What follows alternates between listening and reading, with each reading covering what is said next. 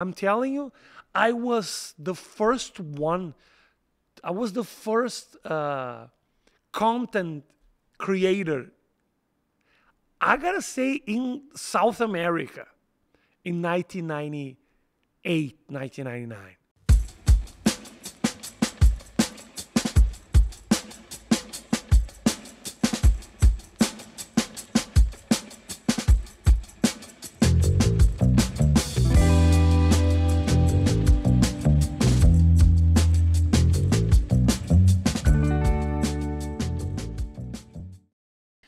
Rafi Bastos, My friend. thank you for being on the Endeavoron podcast. Thank you for being at the Den. Dude, shooting your special here. What a privilege and an honor for us. My pleasure. I've always heard amazing things about the Den, and I'm so glad that I'm here, that I did my special here. I'm very happy.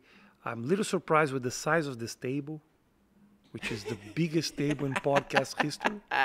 Does it feel big? It's huge. You know, it was so funny. It was like It's good. It's good. I was actually just thinking about that. Because this is relatively new podcast. Okay. We've done like maybe 8 or 9. Okay. But like, I was actually just thinking about it. I was like, is this table too fucking big? It is. It is big. It is big. It's. We could switch it out. No. It's okay. It's okay because I have to project a little bit to talk to you, so Yeah. it's good for the microphone. Yeah. Because if we were close, then I'd be like, and then maybe that wouldn't be good. But there's probably a perfect distance, right? You don't want to be too close to something. I have a right? podcast, and my table is like half of this one. It's half, because I feel more close to the person. Feel more connected. Yeah, but also you have good lighting. You have, bro, this is amazing. You guys, if you're watching this, you don't know the setup this guy has. It's like fucking owns Chicago. This is amazing. This is very good. Thank you, Rafi. Thank you, we'll brother. do a little tour of the. That's awesome. of the You should. You should. You should. I don't know if people know how cool the whole space is. Do they know? I don't think generally public unless they've been here, they know. So they don't cool. know. And everybody talks good things about you guys. It's crazy. This is the first. Awesome This to is hear. the first podcast where the interviewed is gonna just say good things about Thank the you, Rafi. I'm interview. gonna try to No, switch gears you here. guys, and when I told people in New York that I was recording my special here, people are like, "Oh, you're gonna have such a great time. It's a great place." Because I talked to a few people who opened for other ones and the people who actually recorded things here. So everybody love you guys. Thanks, man. Well, I mean, number one, it's like we couldn't exist if we didn't have quality craftsmen coming to the space, you know, and that's what makes it, man. You guys bring the audiences, so why should we not do anything but treat you like you deserve, you know, or at least be like give the utmost respect that we can to you, you know, and that's what we try to do. Does Chicago have a good comedy scene? Like, can you do a good show on a Wednesday in Chicago? I think it does. Yeah? Okay. Yeah. I mean, Chicago is. I mean, just in general, all this. I mean, you got a lot of great venues here. Even venues, you know. I mean, you have your Zanies, and you know, places like that that are just straight up comedy. But you also have a lot of clubs that are like Talia Hall, you know, that do a lot of music. Okay. Or like. Gosh, you know, there's just a ton of good places out there. Q, what's a theater on Belmont? Oh yeah, I mean, Laugh Factory is one of the classics. Yeah. You know, they're in LA too, but no, the bigger theater starts. I'm blanking. The Vic. I was blanking, man. I feel super embarrassed. But yeah, I've heard about that. Vic is like 1,200, maybe 1,000. Look at this 1,200. guy. I don't know the name of the other theater. Such an arrogant prick, this guy. Oh, I don't know. What's the name of this? Oh, NBC. I don't know which is worse, like actually just forgetting and being that dumb that I don't know my good. shit, I'm but just kidding. or I'm that, just you kidding. know, I'm just or kidding. not wanting to promote the other. You are a good guy. You would never do that. You just nah. have some ADHD, and that's okay. That's dude. You this you're podcasting me now or whatever. You're But I interviewing do me. too, man. It's a hard life. The ADD is horrible. Oh, dude. I was so never fucking horrible. diagnosed. I have this joke that I said that I was diagnosed by my wife, because Yeah. it's like I was Mine too, me upgraded too. from lazy piece of shit to mentally challenged now. It's like that's why, Totally. because it's like life is difficult. I was this week I did 4 spots in the same day, and I bike a lot, and I forgot my helmet 4 times in the same night. I would go to the spot, forget my helmet, had to come back, get the helmet. The last one I was like, you know what? Just leave the helmet. I'm my not gonna do God. that. So the next day I forgot another thing. It's just, it's a difficult life. I make people's lives around me a hellhole. Yeah, same. I'm okay because I know I'm gonna forget, so I don't suffer anymore. I'm 47 now. I know I'm gonna lose this hat. Oh, I'm gonna. Oh yeah, it's an expensive helmet. I'm gonna have to buy another one. I know now. Yeah. I have to make more money. That's what I have to do. Yeah, but then can you like zero in on things when you need to and just like kind of really focus and crush it? Yeah, that's the thing. When there's not multiple things happening. Yes, I need Yeah, to that's the focus. same- I same need to with give me. importance to one thing. It's like One. I don't miss spots anymore. Like doing comedy shows, I don't miss those time. At the time, I have the schedule. I know exactly what I'm doing. Right. But the birthday of the son of my wife's, and be here. Be careful. Just the toilet and the toilet paper have to be put it here, and then you have to separate organic food from plastic, and that's not made for me. Totally. And even doing that would cause you to like drop something else. So it's always like sacrificing something, When I had my kid, have you ever heard those stories about fathers? It's sad, but it happens a lot. Fathers who forget their kids inside of the car and they just go to work. Yeah. And then the kid's there, and I was sure that I wouldn't do that, but that I was a potential candidate to do something like this. So with my kid, I have to treat it as like, you know what? This is a mission. Because if I do something bad, Right. It could be horrible. so then I was like, I don't know if I have this thing, because I actually was very careful with my kid. I was like, so maybe I'm just lazy. I don't know. A little bit of both. No, but I mean, I know that scheduling is harder. Just planning, like for me, it's like I know what to do last minute. Okay. Like everything will crystallize last minute. But planning, if I say to my wife, like, hey, she's always like, hey, we have to make plans 2 weeks from now. Can you do this or, this or that and all these things? And I'm like, I think so. Like, I'm pretty sure. And she's like, okay, we're putting it down. And then it gets closer to, and I'm like, how could I have said yes to that? If I would have been able to like see all the other things, like I should have known that because I have these things and these things earlier in the day, that was a really bad idea. I would have never been able to get my son here, there, and it's like, that's the planning is also challenging. Do you think that's because you're more involved with art, Because you're an actor, you're a director, you're a producer, you're a performer. Then you're like, our lives. If you compare, I know you work a lot, but also like we are not like building.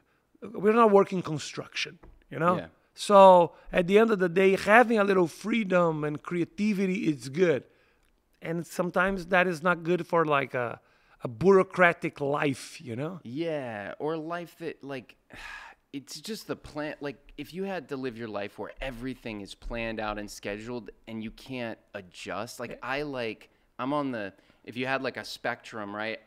And you plan, people that plan everything, they know like where they're going to be every minute.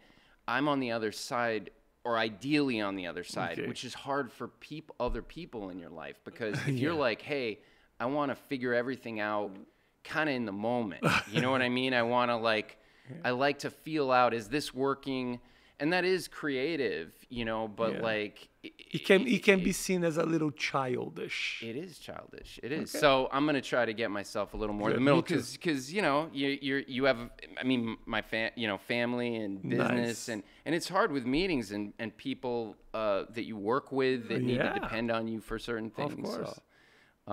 So this was our episode about ADHD. Thank you very, very much. Thank you. Well, dude, you have a crazy, interesting story. Starting in Brazil, growing up in Brazil. I want to hear about the basketball, man. Okay. But That was my life for years. That was the whole thing. That was what I wanted to do. from a young age, when did you start? Oh, I started late. I started with like 14 years old. I was late when I started. You guys here start really early because sports are connected to school. Yeah. That was not the case in Brazil for a number of years. Now a little bit more, but you guys here have like good high school teams and like college teams. That's what you guys do. So sport is born in school. Talent, sport talent, are born in school. In Brazil, it's more clubs. Okay. So you kind of have your school, and then after school, you go to the club. The club has always like young people. There's like, you have a team that goes until 15 years old, and the other team is like 17 years old, and the other one is 19 years old, and the other one is like professional. So clubs have the organization. That's the way they do it. And when you're an adult, it's professional, and then you make money. So it's never connected to school. So that's why it takes time for people to just see talent. You know, a big kid here, a tall kid here, it becomes something. Like the coach is watching people to see, maybe what you want to try play tennis, you want to try to swim. What do you think about doing soccer? It's like they can see physical talent in school, and they can draft those people. That's not the case in Brazil, and it's not only in Brazil, but I think it's like outside of America, even in Europe. That's the same thing. There's the school and club, so it's different.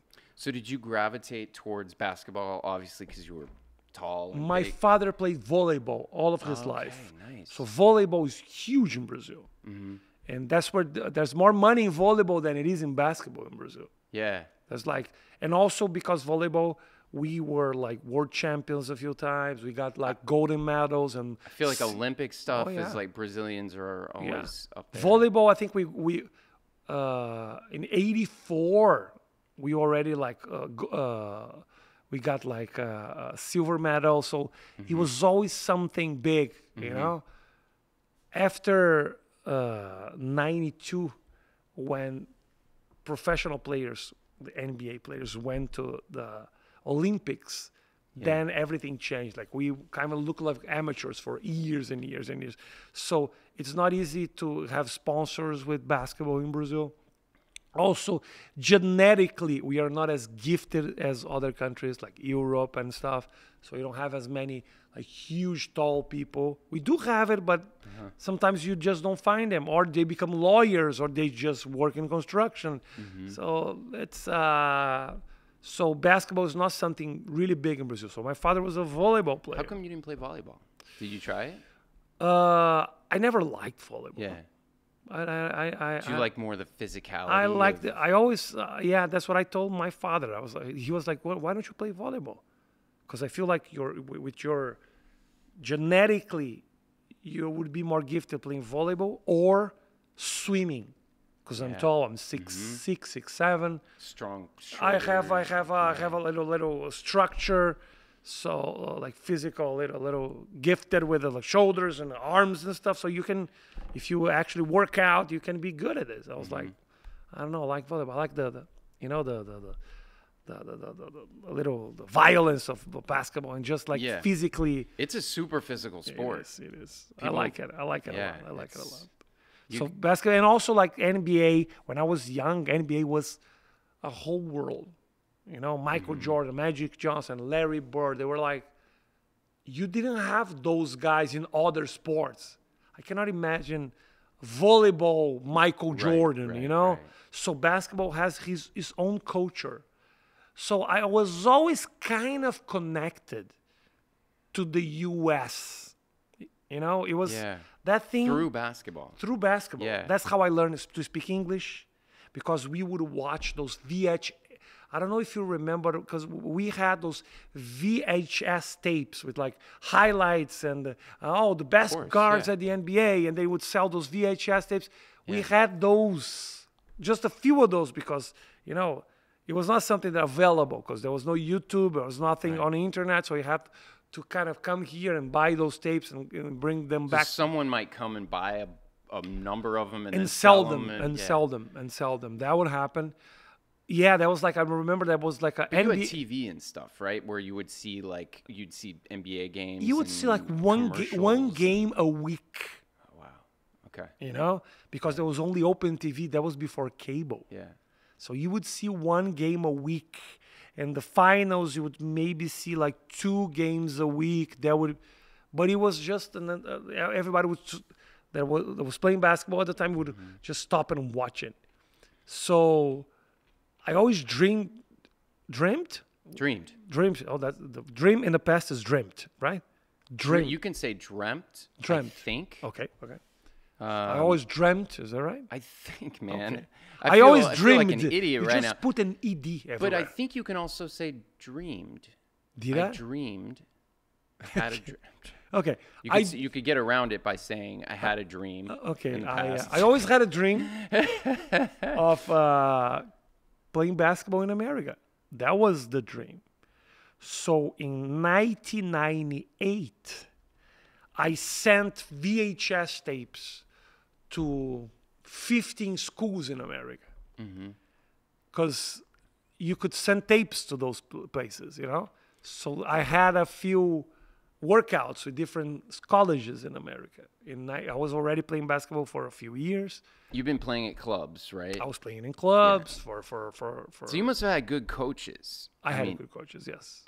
So like there must be a good system there, good coaches with people that, you know, somebody must have seen talent in you. Because to go from starting at 14, any sport, is crazy. But man. That's like, but also like I'm 6'6", 6'7". Yeah. It's not Didn't like Rodman start basketball super late? He did. I think like it was. It was like 14, 15 years old. Yeah. So, but it's not that easy to see 6'6", 6'7" guys in Brazil. Here, there's homeless people that are 6'9". I see all the time. Like people are big here, you know. Yeah. So I had that. That helped me a lot. So I sent some tapes to America, and I came here in 1998 or 1999 because I had a scholarship to play basketball here. It was awesome. I did. So you sent the tape in. They were like, come, we want to see you in person. Yeah. So I practiced with a few teams, and I chose one. They gave me a scholarship, and I played 1 year, and I got injured. So I had to go back to Brazil to have surgery. And when I went back to Brazil, I was like, you know, I don't know, because this is very specific. I don't know if this is going to bore the shit out of people. Fuck no. People I'm love sorry, this shit. but this is the story. I came to America, I got injured. But when I came to America, I was already 21 years old, okay? I was already 21 years old. I came here after college in Brazil. I did college in Brazil. And then I moved here. Oh, so you finished? I finished college. I did journalism in Brazil, and I moved here. Okay, and they let you do that? Then this is the trick. Because I'm a scammer, so I gotta tell you, I'm a corrupt human being. So when I arrived here, I knew that as soon as you start college, the clock would tick. Yeah. Okay? The clock would start ticking when you start college. So when I moved to America, I told everybody, I never did college. I had to work after high school, so I never went to college. But I was actually graduating in college already. And at that time, there wasn't like probably a way to check. Or really difficult. Things were not connected. Internet wasn't the thing that it is right now. Okay. And I told them that I just did high school. And so they were like, oh, that's okay, good. But then I came here to study. But you didn't play sport. You didn't play basketball in your college in Brazil. No, but you cannot study in college. The clock starts to tick even if you don't play sports. Got it. The clock start ticking, and you have like 5 years to do it. So I told them, I just gave them my high school transcripts, and then I moved here. But the problem is, first 2 years in college in America are dumb. you study mathematics and geography and history and a little bit of what you really want, like marketing, the Yeah. introduction of marketing. So in my first year in America studying in college, I felt like I'm already graduated in college and I'm already back just studying like- biology. Like you've gone back. And like, way I back. had to pretend like I was like, oh no, yeah, biology, of course, because they couldn't know that I already studied in college. So I kind of lied them. I played dumb for a whole year, and it was. I mean, in a way, that could be fun, right? It was- I mean, it was fun. You can kind of relax. There's not a lot of pressure. Yeah, and also the age difference was not that big. People are like 17, 18. I was 21, so it wasn't like I was that much older than Right. people. But then I got injured, so I was never able to actually play. So it's not like I was really corrupt. I can say this openly because I never played here. I got injured before the season starts. Wow. Okay, so you started training, got injured, Got injured. didn't ever get to play. Okay. Never got to play. Went back to Brazil, got surgery, and then I got a team there that was able to pay me. And I was like, if you get paid, you cannot play college anymore. Then you become a professional. So I was like, you know what? Let me live my life here. It's okay. I'll get a team, and I'm not gonna play. But then I was like, I always felt like it was the mission was not accomplished. You know, I felt bad because Yeah. I decided not to just pursue my dream of playing basketball. Yeah. And I always kept in the back of my mind this frustration of not following my dreams in this Yeah. country. In that way, in like the sports. Not only arena. in the basketball side, I felt like it's more like I let myself down of not pursuing my dream. Yeah. So I felt it. So for years, it's crazy because for years and years I dreamt of coming back and playing basketball here. Yeah. So I never had in my mind the possibility of coming back to America. And then comedy gave me this opportunity. Yeah. So as soon as I start doing this thing in 2018, I stopped dreaming about it, because it's almost like I feel like I'm following what I didn't do in the past. You know, I'm doing now what I quit. I'm not so now if I'm like feeling a little upset or something's not happening, I feel like I'm not gonna quit. I'm not Yeah. gonna do what I did before. It's almost Why do you feel like you quit though? When I mean, you got injured, you came back, you took a different opportunity that was there, you played. You know, you made some money. You Yeah. needed to make. I mean, when you're young that age, it's like, Yeah, I whoa, know. you could get a job working at a restaurant or whatever, like making shit money. I mean, you were making money playing some basketball. Why do you feel that was quitting? A good question. Yeah, I got money. I had a girlfriend at the time. I was close to my family. Everything was okay, but I think that's me. I feel like I need to pursue and accomplish the mission that I created which for was myself. which was like basketball in the U.S. Basketball in Your the hero US. is like coming close to that. Every that time that I larger- watch an NBA game, it's almost like the reality of the frustration like thrown at my face all the time. I was like, it's not that I would be in the NBA. I wasn't good enough. Yeah. But at least try it. I was Yeah. always like, if this is really what you want, you gotta try it. Yeah. And I didn't. I decided not to. Right. So yeah, I started working in Brazil with internet, which was always something that I really wanted. Mm-hmm. Everything was okay, but I felt like I didn't pursue my dream, and Yeah. the frustration stayed. I don't know why, but that actually kind of moved me. And if I am here right now, Yeah. I feel like there's a lot of, it's a lot of that, you know. Yeah. I'm still feeling I'm still trying to not feel the same frustration that I Yeah. felt before. Well, I don't know.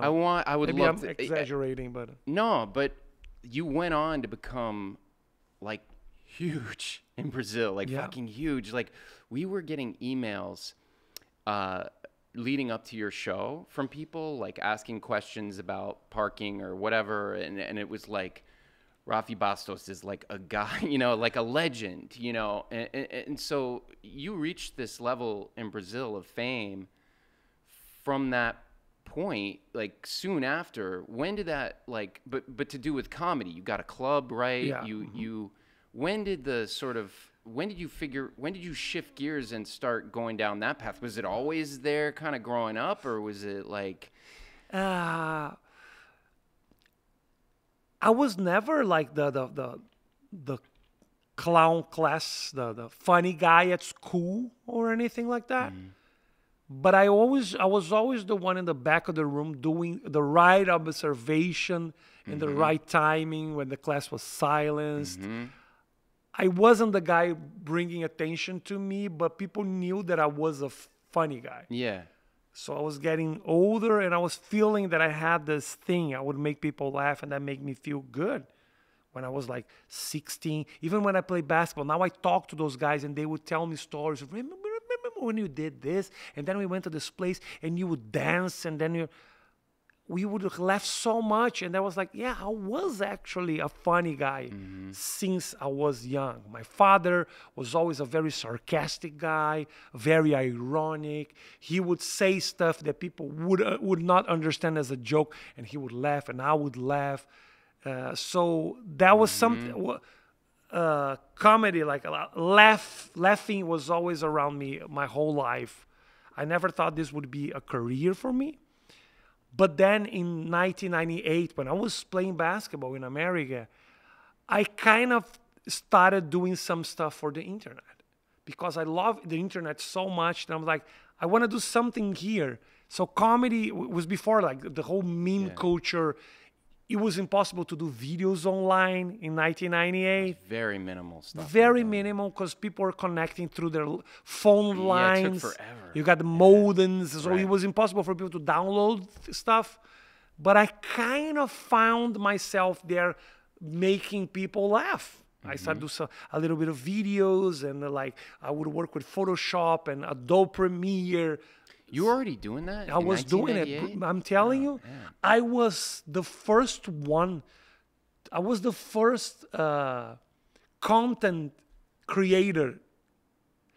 I gotta say, in South America, in 1998, 1999. Yeah. Because nobody was doing it. I remember when I started doing video, there was nobody else doing video. I'm not even saying like the networks weren't doing videos, but I always thought, you know, How did you even think of that then? Like normally it's like to be kind of like ahead of that, you need to get the idea from somewhere. I always wanted to work with TV. I always wanted to work on TV. That was my thing.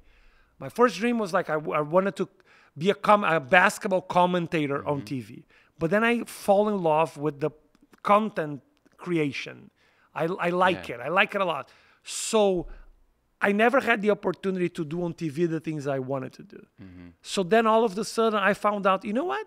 There's some programs and some apps, we wouldn't call apps, but that you can do online. That you can like throw it on the internet. There was those free websites. Like Photoshop you and remember stuff like like that. geosites.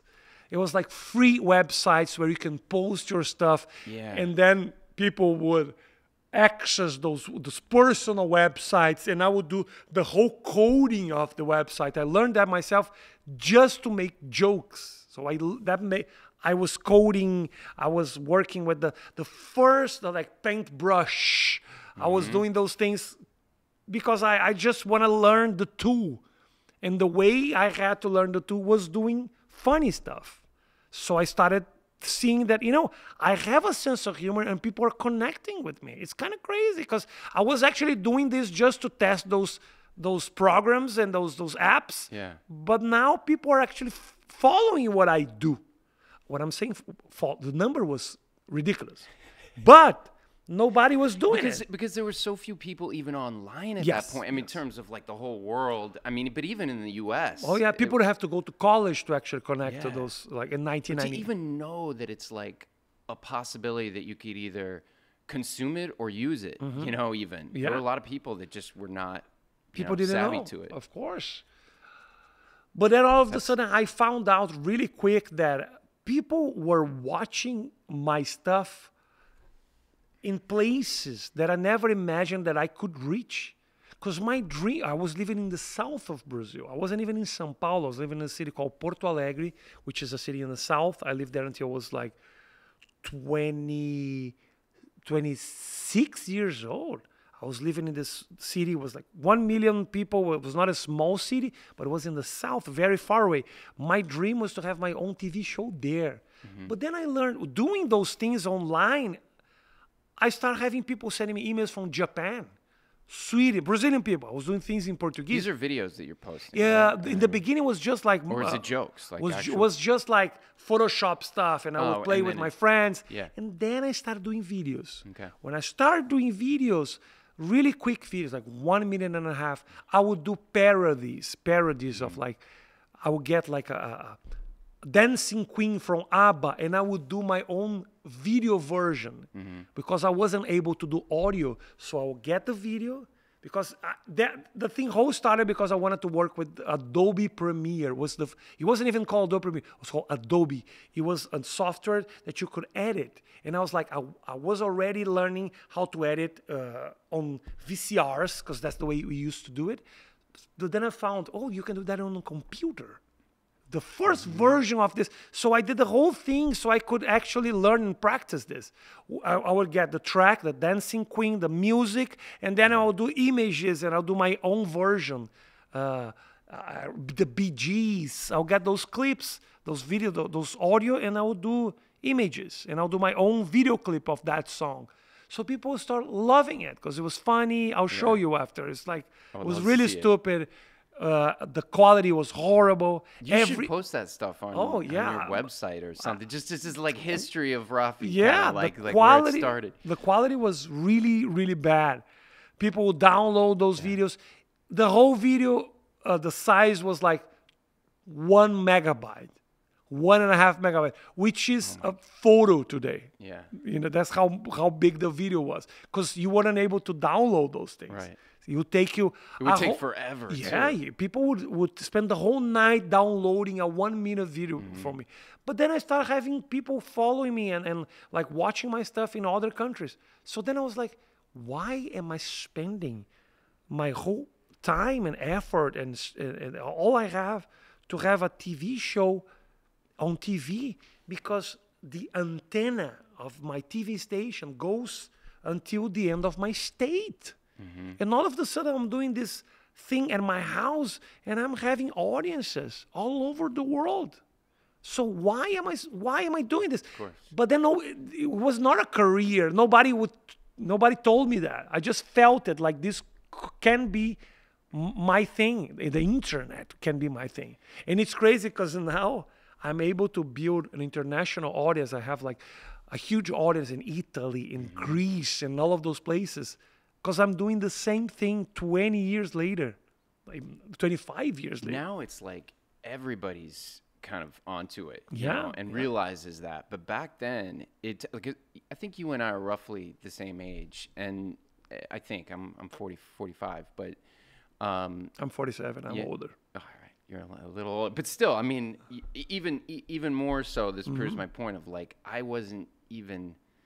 I had different interests, I guess, but the things you're talking about, I didn't even know were possibilities back then in like early 2000s, 98, 99, 2000, It was just necessity. I really wanted to do it. I really wanted to speak and produce and do my comedy. So I found out that place was good for me because I didn't have a boss to say, I didn't like this or I didn't like that. I was so frustrated with things around me because I wasn't having the opportunities that I wanted, and I kind of built the opportunity myself at that time.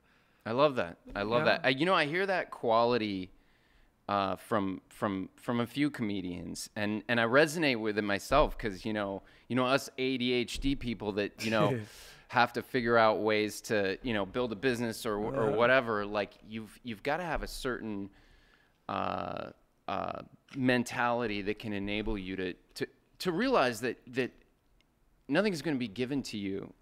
Yes. You got to find a way, right? And if you're if you're able to pinpoint what you want, and you know, you're gonna find things by just going out there and getting aggressive with, finding it. And now with comedy, you really have to have this mentality, because there's so many people posting stuff and doing content and different things. So how can you stand out now? It's even harder, man. And it's going so fast. Things are changing so fast. Because that's the difference. In the beginning, I was like a lonely wolf. Yeah. That's a good thing, because then you're bringing attention because you're doing something completely different. It's a good thing. But also you're lonely and you have nobody else to talk about the things you're doing. You feel lonely. But now there's a lot of people doing, so you can share ideas and you go to the club and, oh, what are you doing? What kind of content you're doing? You have a community of people doing what you're doing, but also how do you stand out doing? How do you stay innovative? How do you stay ahead of yes, things, exactly, the trends or whatever? It's difficult. So once you started doing this, how did you get to the point where how did you blow up in Brazil? Is that how it started? And then where did the comedy club come into place? Okay. Like, how did all that work out? I was doing content in my state, and after a while, because of the frustration, I wasn't having the opportunities that I wanted. I moved to São Paulo. São Paulo is the big city, is the biggest city in, I would say, Latin America. Maybe the same size as like Mexico City, I don't know. It's a huge city. Yeah. It's like 15 million people. And I was like, you know what? 15 million. I knew it was big. It's huge. It's huge. I moved to São Paulo, and I'm like, if I want to do more, if I want to conquer the country, that's the place I have to be. So I moved to São Paulo with no jobs or anything, or no money. And I moved there, and I was like, I have to figure out how to do it. I was doing things online. I was getting some attention with that, not enough to have anything, but I felt like that was special.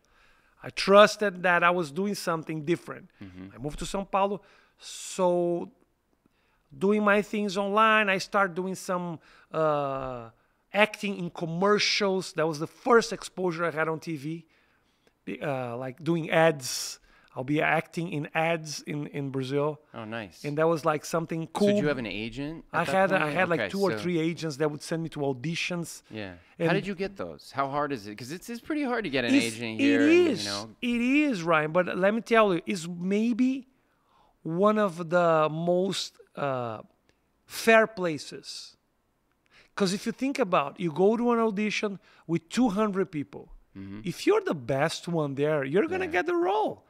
It's not like movies or getting an interview with the job or anything, because then it's like, oh, favorites. Oh, this guy's my favorite. I'm casting this person because you I have an in somehow. No. It commercials, like you go, you and another 200 people, and it's fair. If the client likes you, that's that. But is it type? Were you like auditioning with a lot of other people that look kind of like you? It's not too much about the look, because I was doing things online. And they were all sending me to funny commercials. Yeah. So then it was kind of, I think I've never said this before, which is actually kind of, I think what made me stand out at that thing. Comedians in Brazil, the type of comedy that we used to have in Brazil is more the people who do characters and impersonators. I am part of the first generation, and maybe I'm one of the first people. I was a comedian. I didn't look funny. So I was a funny guy. I had so much camera experience at that time, because nobody was recording themselves in front of the camera. Yeah. So if you compare the how much experience I had doing my own thing, recording myself. You felt fucking comfortable as shit. And also I didn't have any training. So there was no pressure. It's like, I'm not going to, no training. So when you don't have any training, you just go and you're yourself. Yeah. And commercials, that's what they want. They don't want you to be like, oh my God, I'm doing acting, Or like start like getting your training into place as you go into the audition and thinking about your technique. And I was just going and having fun. And then I started booking a lot of things, because I was a funny guy, but also I didn't look funny. So I could be a boyfriend. I could be a guy just biting in a sandwich. I could be that guy. So I was getting the funny stuff and the normal stuff. Yeah. So I was making some money, like much more money than I ever saw in my life. Was that exciting? It was, of course, because I left my state in Brazil, and all of a sudden my friends and my family were watching me. Yeah, they're like, holy in shit. the soap opera. Everybody was watching soap opera and then goes to commercial, and that's me. Yeah. The guy who was there, and people were like, "Oh, he's killing it." Of course, I wasn't killing. I was doing audition commercials. I was getting one in a month, or maybe two in a month. Or was it? It's not like I was working consistently, but I was having a moment. So that made me kind of breathe. Like I was making money enough for me to live in São Paulo, which is a very expensive city. I was enough to pay a rent in a shitty apartment. I was able to breathe a little.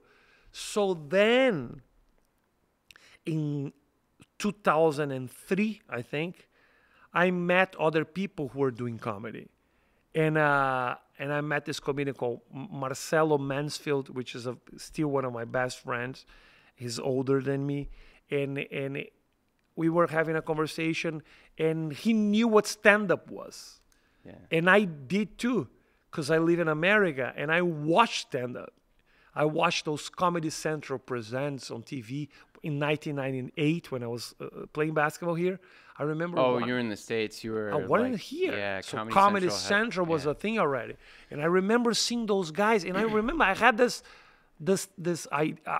I wasn't the guy doing characters or impersonations, so I was like, this is so cool, because it's a guy, he's being himself, which is what I was doing already, and he's funny telling his stories. So it kind of connects a little bit of the journalism, because he's talking about the news sometimes. He's talking about his life. He's a storyteller, which was what I studied in college. But he's also being himself. He's not wearing a wig. He's not he's not dressing funny. This is Marcelo, right? No, this is the Comedy Central stuff. This is the Comedy Central. I was watching the Comedy Central and seeing those guys being themselves. Like this guy, Jerry Seinfeld. His name is Jerry Seinfeld.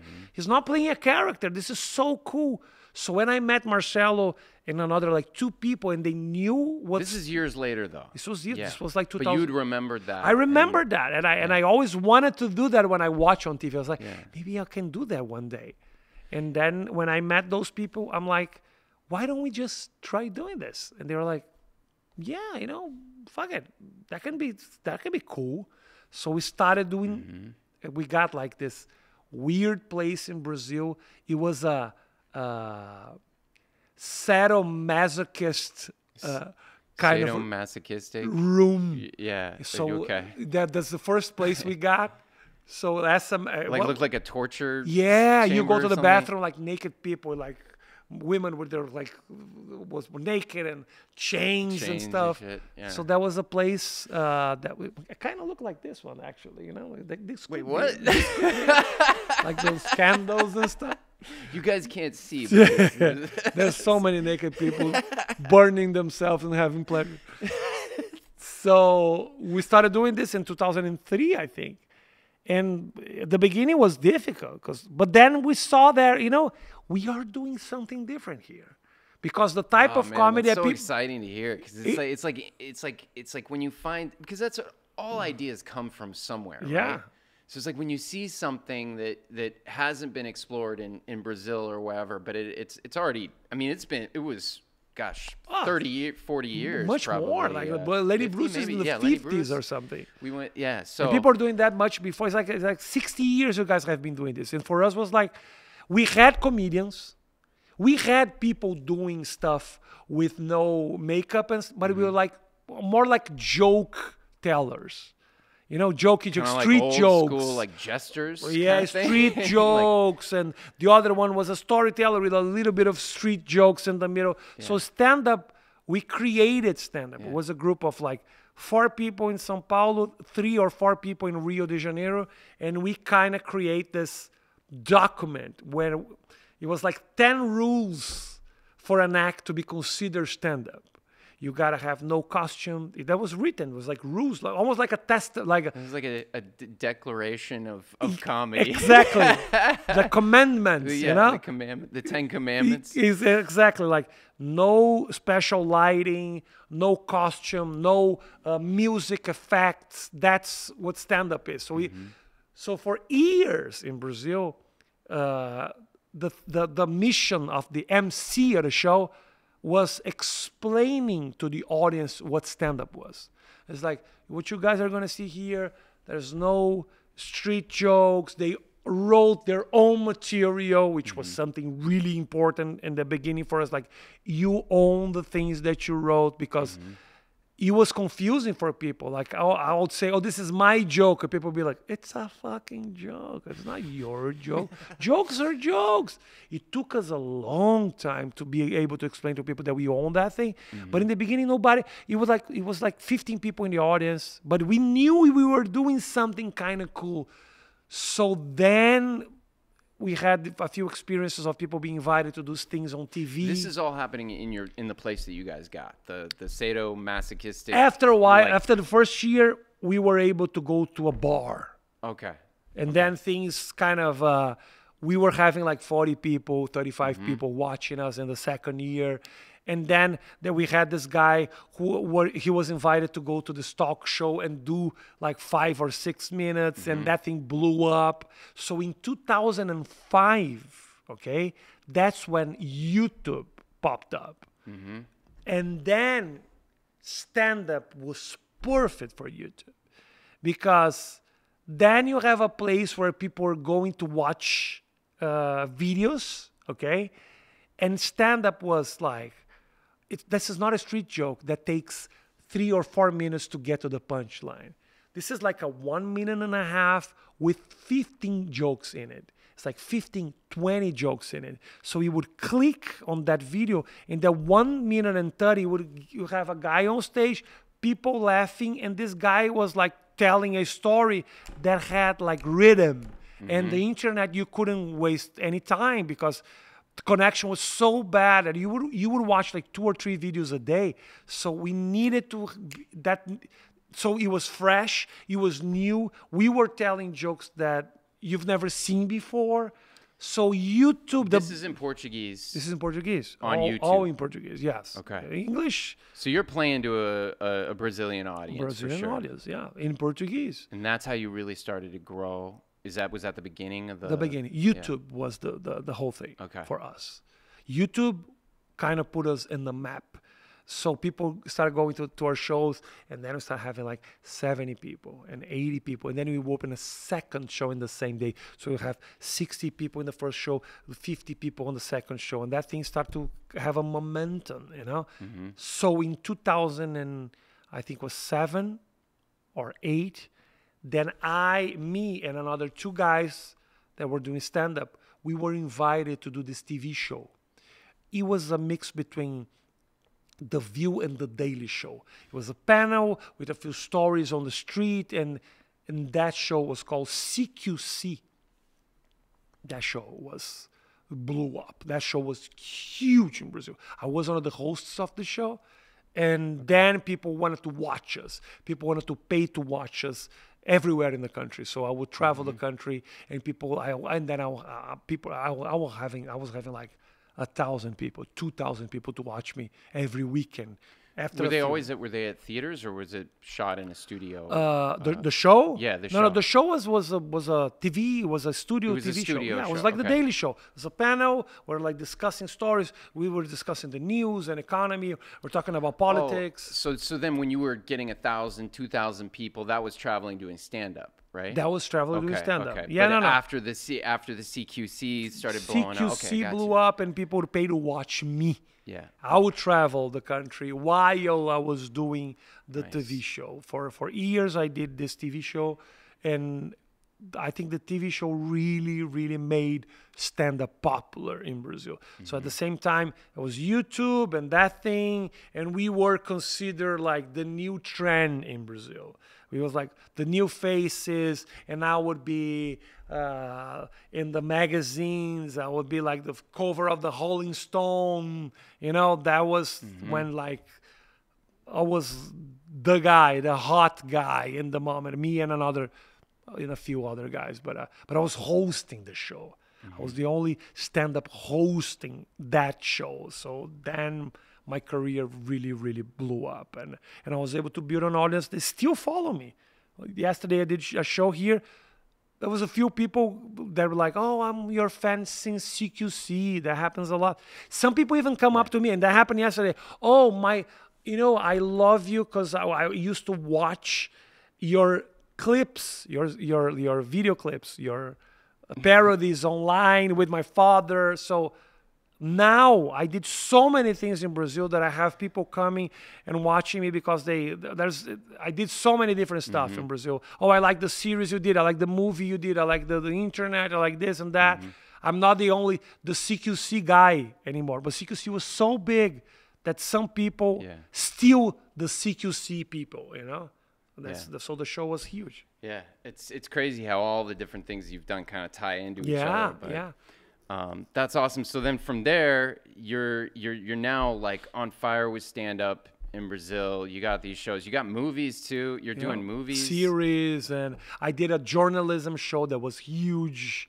It was more like those type of. You remember those little Vices, the little docs that Vice did, fun with a guy who was not wearing a suit but just a t-shirt, and then he would spend 24 hours as a homeless guy to show how things are. So it's cool with rock and roll in the background. I did a show like this. It was huge, called La Liga, which is the league. La Liga. Yeah, A Liga. A Liga. A Liga. Okay. It was called A Liga, so it's the league. So I did this show, and people would love it too, because I was able to be myself doing journalism, and people. How do they film that? Like, if you're spending 24 hours or 48 hours, like, where's the camera? One camera guy. Unless we are hidden, I did a lot of things like that. Hidden cameras I was carrying a hidden camera inside of my suit, and there was like a guy filming me from far away. Far away. Huge lens. So after a while, it was difficult to kind of people recognize me. On the streets, and that became a little difficult to do those stories. Would you have to like dress up? Would you have to, put a beard. And, I remember. What was the craziest thing, or some of the memorable things from that show? Oh, that show. I think the biggest TV show, the one that got more ratings. I spent 48 hours with this homeless guy that was a crack addict. And I would show his life. I wasn't dressing or I wasn't doing anything like that, but I was showing how was his life and how he would survive, and how a guy like that survived in the world, and how the community around him kind of helped him and kind of took advantage of him. That was huge. But that was huge. But the experience I had, I remember living in the sewage. I did that. I spent 24 hours living in the sewage of Brazil, the sewage system in Brazil. There was people living there. People, like, there was actually sewer, like water around? No, it's not a sewage. Maybe people would get like, I don't know how to say this in English, but do you have people like with a trash, when you leave a trash on the streets, do you have people to get those trash bags and stuff? Do you have that? Yeah. They're like trash collectors or something. Yeah, the garbage men. Garbage men, yeah. So garbage men will have their own life living in the below the like a bridge. It was a very difficult life, and I would spend like 48 hours with them in the middle of where the sewage was.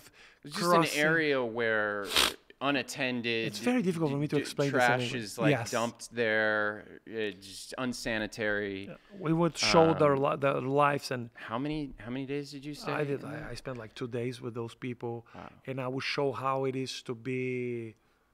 I don't know, like I dress as like this fat people's costume to see how much prejudice I would see on the streets, and then I live on the streets for like 2 days to show how is to be homeless in a city like São Paulo.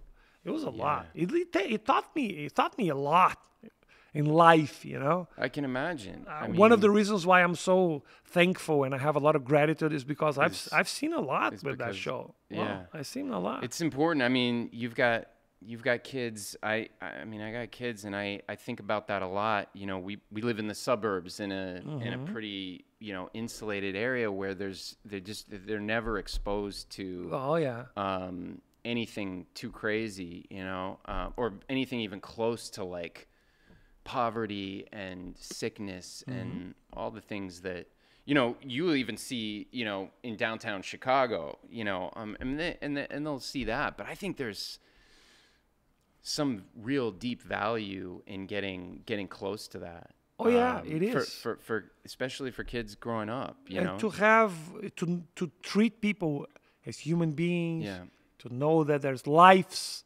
When you see like there's lives there, you know, there's people, there's actually human beings there. And to think too that we could actually all be in that situation. Yeah. Like every one of us could, if we were born into different circumstances. And that's what you're saying, grateful. You know, it's like I'm really Yeah, it is. yeah. And also there's a lot of mental challenges. People are like mentally challenged on the streets too. Yeah. It's not 100% like poverty. It's Yeah, more but- like bro. You know, in a big city. I'd be fucked up You can be. if I spent probably 2, 3, 4 months. I don't know how long it would take for somebody to point at me and go, dude, that guy's like mentally crazy. Maybe 3, 4 months of being home, maybe sooner. You know, where I would start to lose my mind, lack of sleep. You know, like You go. A lot of those people are on the streets because they cannot live in a normal society. You know, the life can be tough sometimes. Yeah. And some of those people, it's really bad for me to say this, but sometimes it's an option. Sometimes it's an option to be there because they cannot live a normal life in society because life is hard. Yeah, in America, I'm saying this. In Brazil, most of people are really poor, and that's how it is. But yeah, that's a lot of different reasons that can lead you to a life like that. Yeah, I think you know, when you're fortunate, you got to be you gotta practice gratitude. Man. I'm so happy. Every day I sit down with my wife and I'm like, look at the life we're having. Yeah, I'm able to do what I love. People take this for granted, you know. We are recording a podcast on a Sunday in a cool theater. I did an amazing show. I have people who love what I do. I do what I chose. So people are, aren't you tired because you're doing so much? Well, guess what? That's the life I chose. Don't you get annoyed when people stop you in the airport and stuff? Yes, sometimes you're tired. But guess what? Life is so good.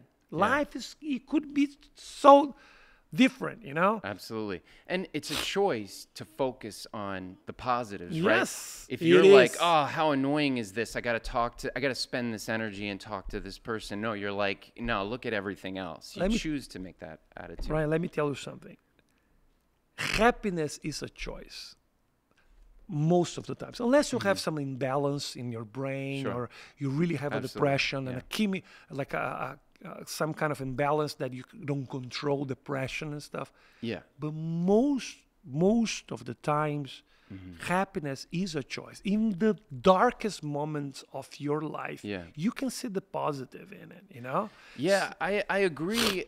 For the most part, I think, you know, all I can use is my own reference point. I know when I've been to tough places or dark places, like it's about making the choice to get a little grip. And it's usually a mental place, right? To say, you know, just using gratitude, for example, if you're, you know, just the choice to be like, I'm going to be grateful for something. I don't feel like it because I feel horrible. Exactly. And then that might get you a little grip, get your foot in the door to feel a little better. And I think, like you said, it's important to point out, like, some people, they were born into a really shitty hand, and they never got the tools or even the idea to be able to go, I'm going to get myself a grip. Exactly. I feel grateful that I'm able, when I get to those places, I can somehow get myself a little grip, which takes me to another step, but that's because of my upbringing, maybe because I had, you know, my father influenced me a certain way and gave me that spirit, you know, to fight, you know, or wherever it came from. Some people don't even have that. To me, It's so when that happened, yeah, you didn't have the tools. It's a very difficult choice to make. It's a very difficult choice to make. I still think it's a choice. The choice becomes really, really hard when you don't have the tools. It's almost impossible. It feels like it's not a choice because you are leading to this life, but also you can see the positives always. You know what inspires me? It's difficult because this looks like a coaching thing that I'm saying. It's but I really believe in that. I've been through tough moments in my life. I had this huge, I was canceled really hard in my country with lawsuits and stuff.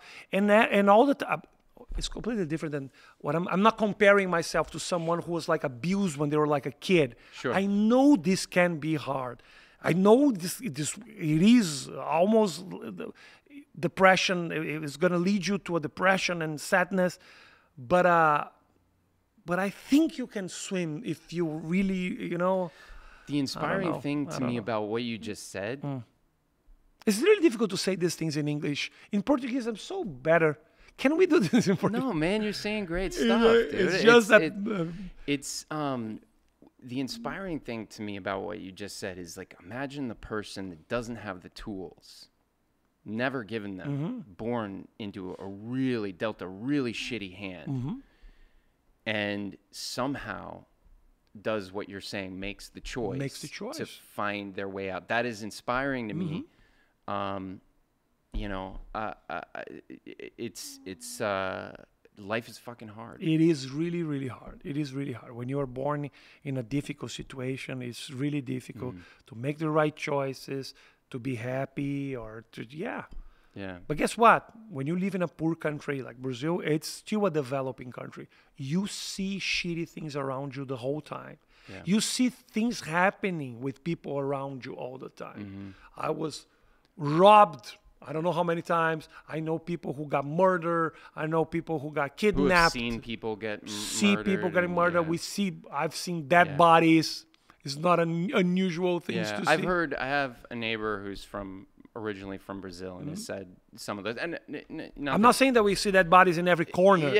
No, but it happened. But I mean, how do you think being exposed to that has affected, the way that you've approached your career? Well, the experience that I had with that journalism show really, really gave me strength, because I know how difficult life can be. Maybe I wouldn't have as close connection to that type of life if I didn't have that experience. I would just maybe look that from a little distance, but we see that all the time. Okay. Yeah. So that everybody kind of have a proximity with like tough lives in South America. Even if you're fortunate enough to have like a middle class life in Brazil, you kind of do have that. But yeah, it kind of taught me to just know that things could be much worse. Yeah. So if I'm late for a flight and I'm late for a flight, or I lose something, or I lose a gig, or the show wasn't good, and then I think, I've seen so much. Am I going to actually suffer because I'll have to spend more money with some stuff? I have the money. Yeah. Look at this. I have money to pay for another ticket. This is amazing. Yeah. It's amazing. So why am I going to choose to be miserable because of something I couldn't even control? Yeah, I can take better care of myself. I can, but I don't know. I've seen a lot, and that at the end of the day, and the little choices you make daily kind of help you to just look and see, life can be much worse. Yeah. And when you don't have that experience, or you didn't see those things, then you think, oh, the world is fucked up and life is horrible because I didn't get that. Or maybe because even like a relative died. Oh my God, why God did this to me? It's like, you had a good life. Just think about the good life and the good moments you guys had. When you see shitty situation around you, I think you can breathe a little when things get tough, you know? And I don't know if we'll get to the answer today, but I always find it endlessly fascinating why certain people choose to take that attitude, because there are plenty of people that can see horrible things and then take that on about and go down that road of this is how horrible life is. Life sucks. People suck. You can lose faith in humanity, all of the things. And all of us have to fight these battles every day, you know. We all have demons. We all have demons. Yeah. But it's almost, I think us as comedians, we kind of romanticize suffering a little, you know? Because, pain can be really creative, you know, can give you good ideas. Yeah. The fact that I am a positive guy, it doesn't mean that things don't annoy me. Yeah. Oh, I get annoyed so much. Living with me is really difficult because I get annoyed by everything, but I don't suffer. So I make everybody's lives around me miserable because I complain so much. But when I get annoyed and I complain, I become creative. Because I don't like a lot of shit. But that doesn't make my life miserable. Some people now my wife kind of knows that. So if I complain a lot about something, she's not worried about. She's like, right. Is that a way of like letting it go? Yes, yes. That's I like to. I kind of give that suffering to another person. He's here to take it out. Now I'm good. I'm good. My ex-wife, she was like, for a while, she was like, life stuff with you because you complain too much. You don't suffer. But then it's like, it's annoying to have a guy complaining about everything. But I think creativity becomes a little bit of the discomfort, you know? Yeah. Discomfort can make you a creative person. And I'm not saying that I'm a happy guy, but I'm not pleased with everything the whole time. But I think sometimes we, as comedians, we romanticize pain and suffering a little too much. Yeah. Because it's not easy to be a positive and funny person. This is almost like it's a hacky type of thing, you know? Oh, this fucking guy, too happy. Yeah, happiness, it's annoying. I'm not happy. People relate to their dissatisfaction about things a lot. Yes. So when they when somebody voices like in a really funny way, dissatisfaction, a lot of times that just, oh man, it can make your day. You can relate. You can be like, I can let that go. I was frustrated at this. And this guy made a joke about it. That's what I was thinking. It was driving me fucking nuts. And now I can laugh about it. You can release it. Exactly. And I'm able to see those things. I see those things because those things annoy me. It doesn't mean that I'm going to be sad about it. It doesn't mean that my life is going to be miserable about it. But I can see and I get annoyed too. So that's where the creativity comes from. And that is, talking a little about your style of comedy. I mean, I do think it seems to me that you see yourself as kind of a craftsman in a way. I really like jokes. I really like to actually work on jokes and bits, and I pay attention to every detail, every word I'm saying. English even more. I was already like this in Portuguese. With English, I really have to be precise. Sure. Because I need to be understood. I need to use the right wording for the things I want to say. Yeah. I'm addicted to timing. If you watch me doing it, I have a slow pace. But sometimes you use pauses. You use your facial expressions really well too. So you have the physicality. I do, but not physical enough to be like all over the like. I'm not. No. You don't even move I that don't much. Move. I don't move. Yeah. But now for a few years, I feel like I have been able to do comedy in English like I do in Portuguese, with the same timing, with the same expression, the breathing. It's the same thing. I think it took like 1 year or two for me to really feel comfortable. In the beginning, I felt like I was trying to find my pace. And then when I felt comfortable doing what I do, then I'm like, oh, that's me. This is me. I'm comfortable doing it. I'm not worried about what I'm doing. But sometimes the language can be a little tricky. I can imagine. I mean, but you know what? I use it on my show so much in your show. On my show, I use the word overthrowing. Every time I'm coming to that word, I'm like, oh, the fuck, overthrow is coming. If I'm doing the joke about overthrowing, you know how long my wife would annoy me to say, no, it's not three, it's three. Because three, Overthrowing. it's a vegetable. That's a three. Three, it's a number. So I fortunately have a wife that speaks a fluent English, has been speaking a fluent English for years, and she can help me with this. But sometimes it's challenging. Is your wife Brazilian? She is from Brazil. She was born in Brazil, but she moved to Ecuador when she was 4 years old. Okay. She lived most of her life in Ecuador.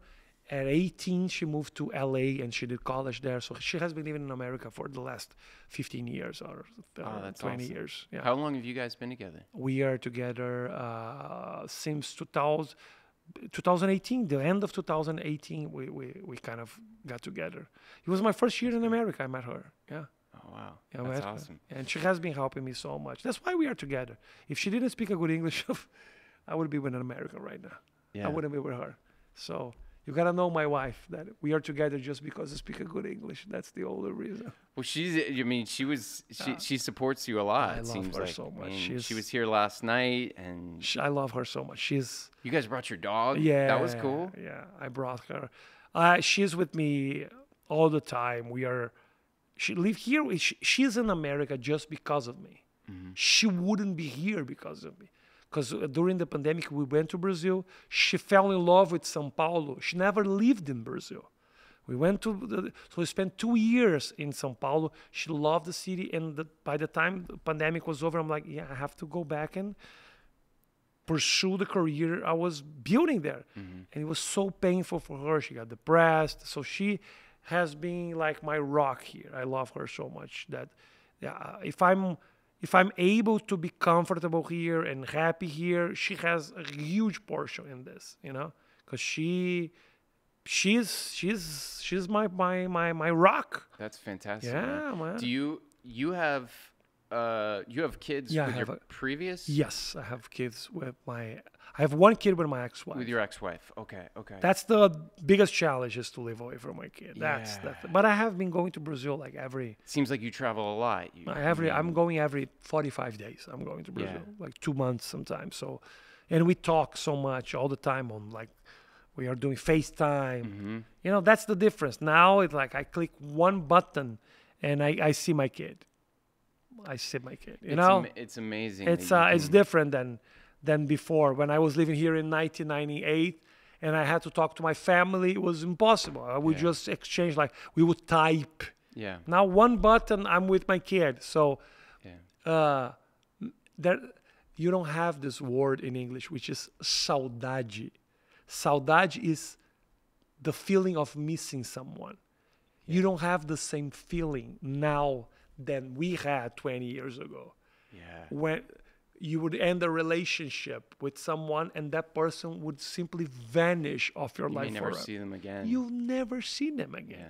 Now you break up with this person, all of a sudden this person is popping up in your social media for the next 5 years. You have to actively People block each other, if not you because do, they're yeah. being rude. It's just because I don't want to see your fucking face anymore. It's crazy. So I'm able to have a very close relationship with my kid. I help him with his homework. Nice. I talk to his therapist and I talk to his school. I know everything that's going on.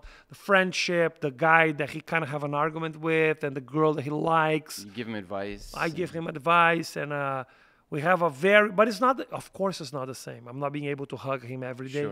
Sure. And that's very hard. I'm sure you have to deal with that, man. Yeah, I mean, I'm sure it sounds like you feel good about it, but I feel good, but also sometimes it's painful. Yeah, I can imagine. I have a 12-year-old. Your son's 13. He's 13. Yes. Yeah, I got a 12-year-old. I mean, I feel you. It's like my father went away to boarding school at 14, so he moved out of the house. He was never with his parents again after that. I think it's just sort of like. Not to say they weren't in touch. What is boarding school? What is boarding? Oh, boarding school is like sleepaway school. Where okay. Normally most people will move out of their house growing going to college at 18. Oh, he you did at know, 14. but some people do it, you know, if they need more structure and if they can. You know, he was fortunate. He was able to. His parents were able to afford it because you pay for it. I mean, it's not. You know, it's not like, you know, it's pretty expensive. Expensive, right? So. But I feel like he's gonna understand. Eventually, he's gonna understand my choice because at the end of the day, he doesn't care that I'm a performer, an artist, or a celebrity in my country. He couldn't care less, which I think is great. I didn't want him to feel like I'm special or anything, you know. So he would much rather have an engineer as me being an engineer or like an accountant, because he just want me around. He couldn't care less about this. Rafi's conquering the world. He couldn't care less about that, and I like this.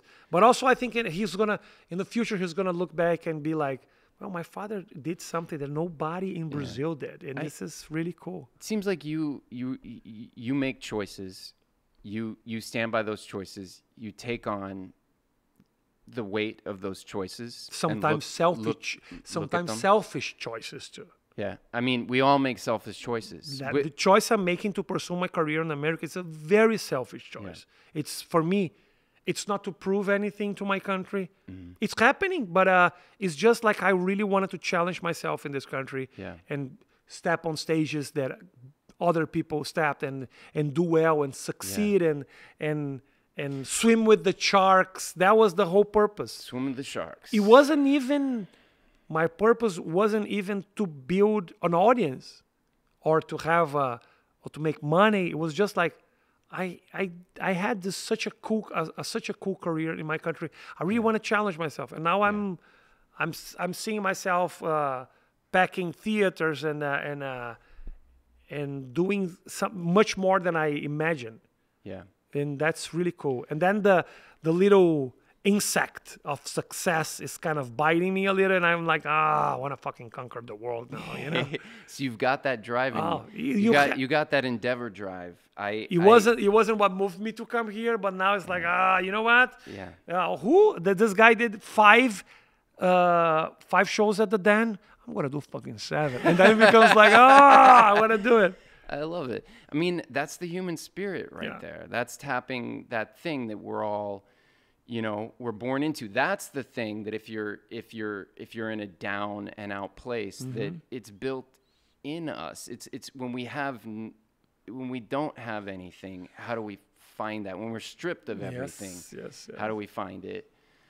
I don't know the fucking answers, man, but I like talking about them, so I appreciate you going there with me. So you guys here have the spirit of competitiveness that I like it so much. America, it's like you guys are competitive.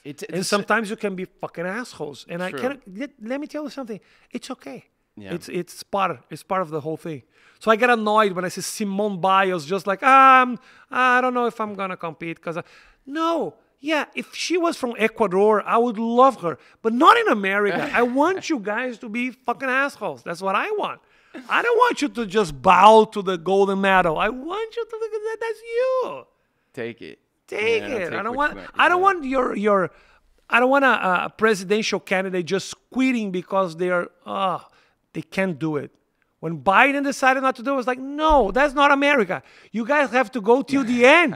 It was a good choice. Man, he went pretty far. I know. He went pretty damn far. But I thought it was so cool. Like, he knew he couldn't do it, but he was just fucking doing it. That is pretty American. You know, he couldn't. He was going to go all the way, man. You know? The guy is like... He's ancient. Like he would lose the election. We would not be, which of course it would not be cool, because it was like he was like sinking the whole party. He was, but the fact that he went all the way till the end until he couldn't handle it anymore, I'm like, this is America. Bro. That's America, man. Yeah. And props to him for because that's a selfless move. It did feel self. I mean, I know people would argue. It is what the fact that he resigned. I think people would argue or not want to give him credit as a human that's able to let go of power like that. For me, that's what's inspiring. I don't care what side of the political spectrum you're on. This is a guy who has power, arguably the most powerful person in the world. And he wanted to take this home. He wanted to score that touchdown for his party and to make sure he got another 4 years. And the Democratic Party, he wanted, you could see he didn't want to give it up. I think, at least I think. And then he was able to go, you know what? I'm going to let this go. I mean, of course, there are people saying to him, hey, you can't. But he had the choice, and he was able to do that. And for me, that's a character move. That's a strong character move. That's what inspires me. I agree. I think it's inspiring, the fact that he kind of gave up, but also inspired the fact that he went all the way like, No, I feel you. Also, I have never 300 people here that don't want me to do this. Yeah. Maybe you guys have a point. I don't know. Yeah. You know, the guy was like, because I've never heard anybody say that before. every That's politician cool has a huge ego. Yeah. They have to, because the guys want to run the country. Yeah, there's a selfless type of thing, like I want to help the world and stuff. But also you want to be in the spotlight. Yeah, Otherwise you of wouldn't course. be You there, wouldn't be you there. know? Yeah. So for this guy to just be like, you know, kind of, okay, I'm not going to do that anymore. It's kind of cool. I don't say that, I'm not going to say that it's weak, because the pressure was so hard. And also, I don't think it was weak at all. But I think it's a strong move. I actually think there's a lot of strength in vulnerability. In there is a time where it's a stronger move to just go, all right. That's not America, but yeah, I kind of agree with you.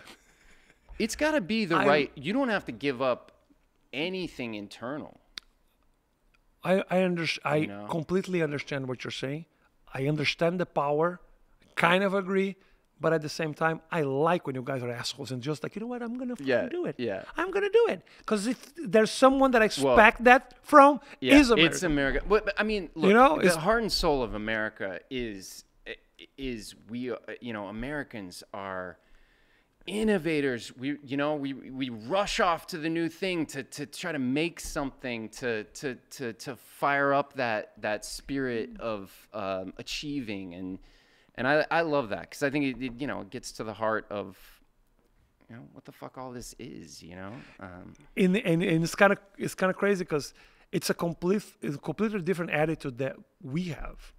Like, Brazil is so different than America, so different than this country. What attitude is like pervasive in Brazil? It's completely different, because we are very like social and happy and a little corrupt, and that's okay. We always find a way to make things work, and maybe it's not the right way, but very then sexual country, very right? sexual it's like, at least country. That's the stigma. We are like free with our bodies, and we have sex, and we don't have as many rules, and that's the way we do things, and we don't care about giving up as long as we are happy. Right. Yeah.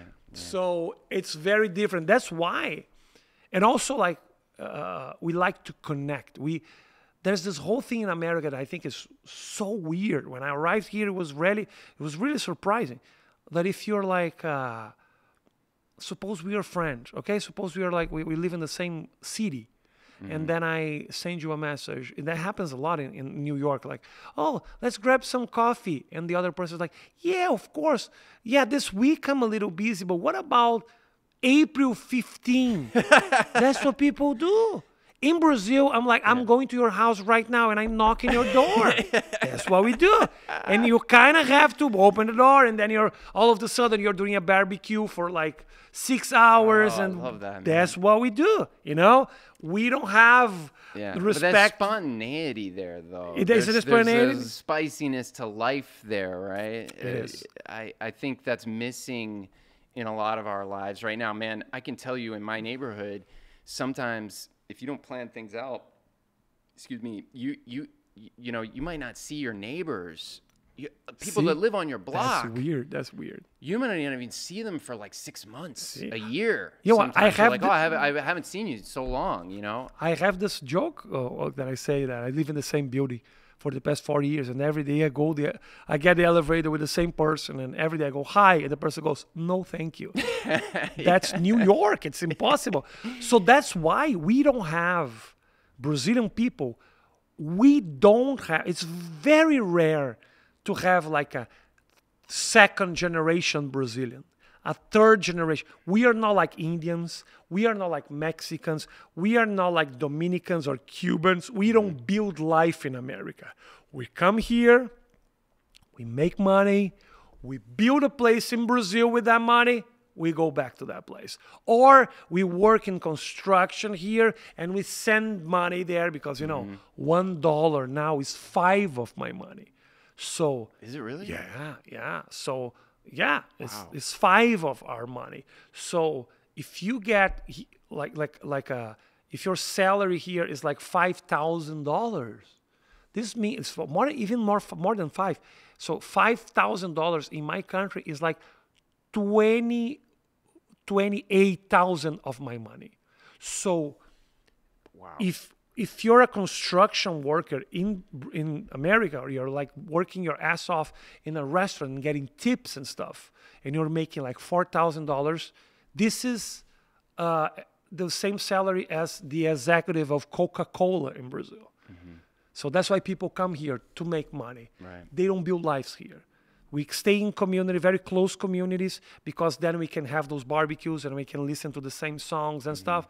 And then people go back to Brazil. Do you still value that lifestyle? I Do you don't miss like it. I never like it. No. That's not me. You're the adventurer. This You're is you're my the- people, Yeah. and I love my people. I love when I see them. I'm not as social as my people are. I love the way we interact with the world.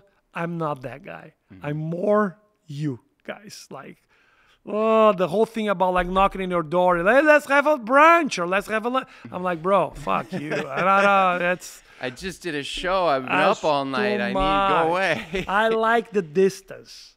I like to walk. I like the not saying hi. It annoys me sometimes, yeah, but guess what? People respect other people's spaces. You guys here, it's weird. You have the Uber, the share, the Uber share. Share, yeah. And then you sit in a car and there's another guy sitting. You don't say hi to the other person. You're in the same car. That's you. If there was Uber share in Brazil, at the end of the ride, you would be probably sucking each other cocks. That's what, having sex and living in the same house, And I love that about my people. It's not much me, but I love the way we are, Yeah. And I start to respect that. But Man, when it makes me want to go visit Brazil. Oh, Brazil, it's- you bro. know, just for a short period of time. the amount of American people who goes there and get married and stuff, and it's a lot, but it's a great country. The people is amazing. That's why the energy on my shows are good. You know how many? I don't know if you saw the line of people taking pictures. With I me was at the- shocked, man, because we had to do another show right after. You were like, I'm gonna do meet and greet. We're all like, oh shit, we weren't ready for the and then like it was like everybody. Yeah, it's like 50% of the people went there to take pictures with me. Yeah, that's great. And that's okay. That's the way we do it. If I do a show and I don't take pictures with the people, oh my God, people are going to be so angry. They want to see you. They want to Yeah, take they a wanna picture with me. That's the way we do it. It's But how many of your audience was from Brazil? It was actually I would like- say a good 55%. Oh, really? I didn't even realize. Yeah, maybe because I was recording a special, 60%, and that's a lot.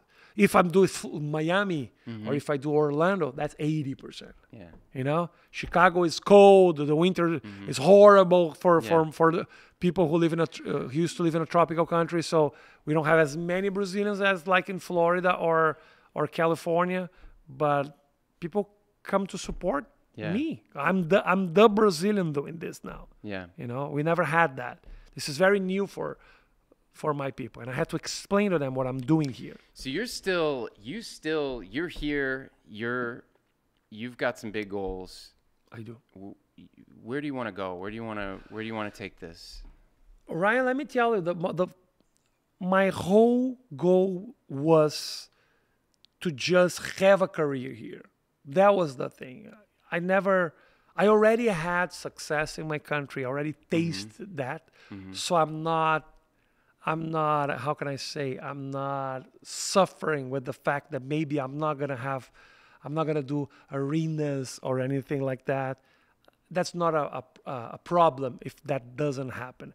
I feel like I conquered so much that Would you? huh? Would you? I mean, obviously you would. I conquered a lot of things. No, I know. Would you do arenas if the opportunity would arise? Is that You know, it's gonna sound like I'm kissing your ass here, but doing a place like here, like the Dan, 250, 300 people, you know, sitting down and having a connection with people now makes me much more happy than what I did before. When I used to look at those people from far, there's no connection. They just pay to watch me. It's good because kind of feeds your ego. As an experience for me and for them, it's not the same. I love comedy clubs. Always loved comedy clubs. The best place for me in Brazil that I performed was this 180-seater in São Paulo called Crown Plaza. It was a small theater. I loved that place. Of course, after a while, you cannot not do. You know, you're not gonna. If I'm able to do an arena, I'm not gonna not do it. But you guys, but you guys have so many cool comedy clubs. You can have a very good life here. My whole goal here is to have a very productive and creative life. Now I can do that. I don't have. Of course, I was telling you, the insect of success kind of bites me sometimes. I have to hold myself a little and be like, what is making me happy? Because if I go through the same path, maybe I won't be as happy as I am right now. I am living a very, very special moment in my life. It was one of the checkbox on my list, doing my special. I just recorded my special. There's a few things that I still wanted to conquer. But during this whole pursuit of checkboxes and goals and I kind of found myself being happy doing what I do. So I don't feel like I need that thing, you know? But yeah, maybe to have a Netflix special would be cool. I had it already in Portuguese, so I already had that feeling. Yeah, you want to do an arena? I already did an arena. So now I have to repurpose success. Success is a very subjective word. Some people are successful with just a little bit. Some people are successful with an arena. Some people feel successful having a weekend with their family. So I feel like I'm living a very successful life and I don't need anything else. Is it fluid, that subjective success? It is. It is. Changes as life changes. I feel like, trajectory of your life. It does, because if I didn't have what I had in Brazil, maybe what I'm doing right now, it wouldn't be enough. I really feel like what I'm doing right now is enough for me to be happy and pleased. I value creativity so much. The feeling of having a new joke that works is much better than doing an arena. It's crazy to say that. But that's when I felt that, that's when I felt, you know, I am a comedian. I'm not in this for the success, for the limousine. I'm not a fancy guy. I have a shitty car. I don't live in a fancy apartment. Nothing of that nature made me happy. I just want to do what I do and be happy doing this, you know? Side note, how new is that straw joke? The straw joke? I fucking love that straw joke. Because that straw... those paper straws, there's something about it's like you know how some people can't stand nails on a chalkboard. You hate the straw. The straw, if I even think about it touching my, it's like it's disgusting. What is that? Yeah. After 24 minutes, feels like a newspaper. And then you followed it up with the fucking turtle that kills the turtle. Oh, I've been doing that joke for a while. Oh, have you? So much. Wait, the straw or with the straw? Oh, okay. So much that straws are not as big of a subject like it was in 2019. And I was worried that, is this gonna sound a little old? But then I go to places here and they still have those paper straws and I'm like, yeah they do. The joke survives, you know, the joke survived. There's a few jokes on my special that I was worried that would get old, but I'm like, okay, now I'm done with that material, so people have to watch Put it out there, get the special out there. Yeah. Man, I cannot wait to to see what, when it comes out. When do you think it will? I think it's gonna be. I think it's gonna be available in like December probably. That's what we are talking with James. Maybe 4 or 5 months. 5 months. Or so. It looked beautiful, right? The stage and stuff. It looked good. Oh man, you guys made it look awesome. It was awesome. The lighting was great. The curtains that you guys put up. Nice. Good. Yeah, man. It was all around fantastic. Thanks for having me, my friend. Because it was a pleasure to perform here and do my special here. So I'm very pleased that we did this year. Like I said in the beginning, it's all about you guys coming here, bringing your talent to the space. Especially, I know you're a craftsman. You pride yourself on that, and that means a lot to me.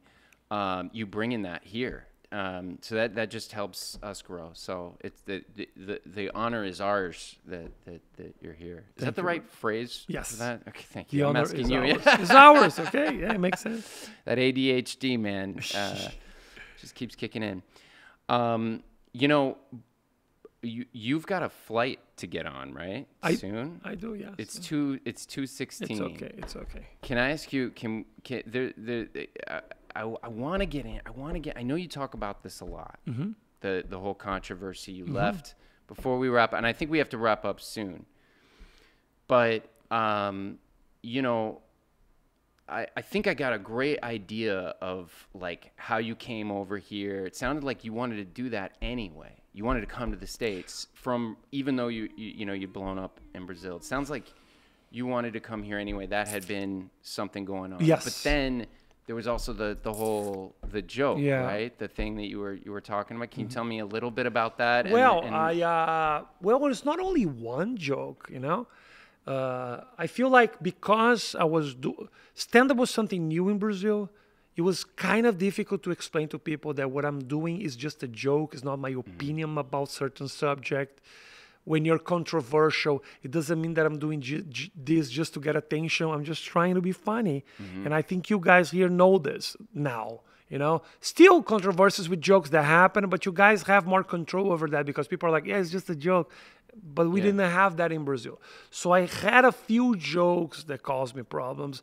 The main joke was this joke about this pregnant singer that I said that she was so hot that I would fuck her and her baby. Yeah. And it became huge, and I was canceled, and I never apologized. Right. Which I thought was really important for not only for me as a performer, but for comedy in my country. Like I have to stand my ground and say, comedy sometimes can be a little. These choices you make. These choices I made. Making strong choices. Which is a choice that hurt my career a lot, but also a choice that I'm proud that I made because I feel like it helped comedy in my country as a whole, and it brought me here too. So it's like a freedom of it's like freedom of speech kind of thing. It's like saying within this realm, we have to be able to make jokes about anything.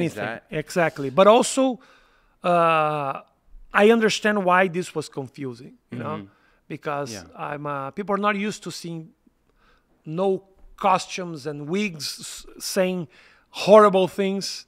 And it was kind of, I was doing stand-up for like 6 or 7 years when the whole thing happened, Yeah. So it was kind of confused. I feel like people now have more control.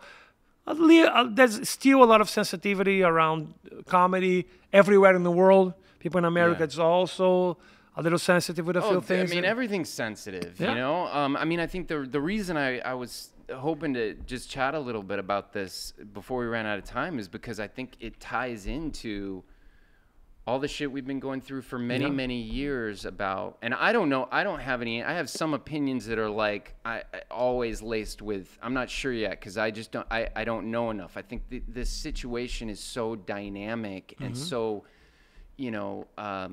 it's got so many moving parts that you can't pin one thing down and say, this is right or wrong in this situation, or this is right or wrong in this situation. I feel like everybody who say like that, like a joke is wrong and you shouldn't say that. I'm telling you, I feel like 95%, it always comes from a good place. It's like I'm trying to protect a certain group. I'm trying to protect a certain person. This is not cool. I'm just trying to make society more like a lovable place to be. Yeah. It comes from a good place. but also we need to, I feel like to me it was just an option of like, I feel like I'm a trailblazer in what I'm doing, and it's important for me to just stand my ground and tell people that, you know, it's gonna hurt sometimes. Yeah. And not always the offended is the right one, even if the offended is the one coming from a good place. And I understand that. I'm not going to be like, you're a fucking asshole because you want to counsel me. I understand you don't want me to say those things because you want to protect someone. And that's cool. But guess what? That's what I do for a living. And try to respect my work. That's it. Is it that because the realm that you're in, comedy, stand-up comedy, in that realm, it's okay to say those things? Or maybe, is there ever a point where it's not okay to cross a line with a joke? Because I mean, I could think of a way more extreme joke than even that. You know, at what point is it too far? Okay. Where, given your realm, is it different in different realms? Politics, for example, with what we're dealing with right now, where is it too far? I think it's a fair question. It's a very fair question. I feel like it's not my role to say what's right or wrong. You know, if I start questioning myself or start thinking about it and just like having too many opinions about this, I stop being a comedian. I start being almost like a critic or an analyzer. I don't want to be that guy, you know? Yeah. It's important. I'm not saying that it's not an important thing, but my duty and my job is to make you laugh. So I feel like everything is allowed for me. That's how I feel. I understand people who have their judgment about what's right or wrong, but I don't feel like I am the guy who would point what's right or wrong. Because, you know what?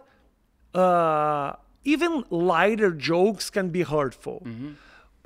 Lighter jokes can be even sometimes more hurtful than tough jokes, like really, really hard-hitting jokes. If this is what is your pain, maybe your pain is in divorce, not in, I don't know, pedophilia, because this never happened to you. So it becomes very subjective.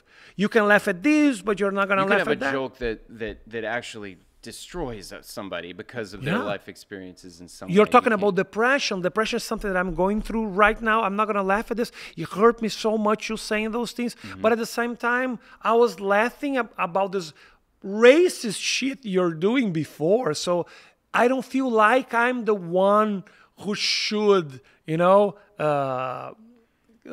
wonder or think about this as much. My duty is just to try to make you laugh, and I'm gonna miss sometimes. I'm gonna say some things that you're not gonna like. I'm gonna say another. I feel like now, because I feel what I can say is I feel more free now, because I don't have all the eyes of my country on me. I'm not in the news. People don't care as much as what I do like 10, 15 years ago. I'm not as big as I was before in my country, which is kind of good. Because for a while, I would have journalists to go to my shows to actually write stories about the jokes I was making. And when you write a story about a joke, just get my paper. On paper, I have a joke about the N-word on my special. If you want to write a joke about a guy, I didn't say the N-word, but you can make this into a controversial subject. Sure. As long as you have someone that is writing about it or have that look on my material. So I feel more free now that I'm doing this in another country. I feel like people who are paying to watch me are the people who always like me. Because I made those choices and I never apologized, and I was able to build a very loyal audience, you know. I kind of divided. I don't have as much audience as I had before, but guess what? The people who stayed love me, and they know the choices I made, and they respect that. And they respect that. So I feel like I'm in a good place, you know. Looking back on that, do you ever look back at it and ask yourself if you could have made both work, like somehow acknowledge or talk to her? It was a singer, right? I did. I sent. When I did that joke about the pregnant lady, I sent those guys an email. I sent them an email saying, "I'm sorry. I'm sorry if you got hurt. I just want you to know that the whole repercussion of what I said, it's not in my control. I'm doing a TV show. I'm a famous guy. Right. They are gonna take advantage of what I say, and if I apologize publicly, it doesn't make sense for me because I'm a comedian. But I didn't want to hurt you. So if you feel hurt, I'm really, really sorry. I felt like it was important for me to talk to them. I did that. You think that was enough? It wasn't enough, because unfortunately, and that happens not only in Brazil. Did they respond to that email? Never had to respond, but that thing it got blown out of proportion because. It's almost like they wanna hurt me. They wanna I wanna cancel this guy. They were not only the singer. There's a whole story. She was married to this very powerful figure in Brazil, and the guy wanted to teach me a lesson. Sure. And guess what? I never apologized, and he was like fucking angry, trying to cancel me everywhere. And he was running an agency that was very powerful in Brazil, so they have control over TV stations. There was a whole thing and blew up out of proportion because I never apologized. And they were trying, and they sued me, and I paid the lawsuit. I paid so much money, and guess what? I couldn't care less. I was like, yeah, that's what I'm gonna do. You want me to pay? I pay you. I don't care. Guess what? I'm not gonna do what you want to do. So it's more like a pride thing for me. It wouldn't hurt my career as much if I just went public and said, I'm sorry, I didn't want to hurt you. But guess what? At the end of the day, I'm here.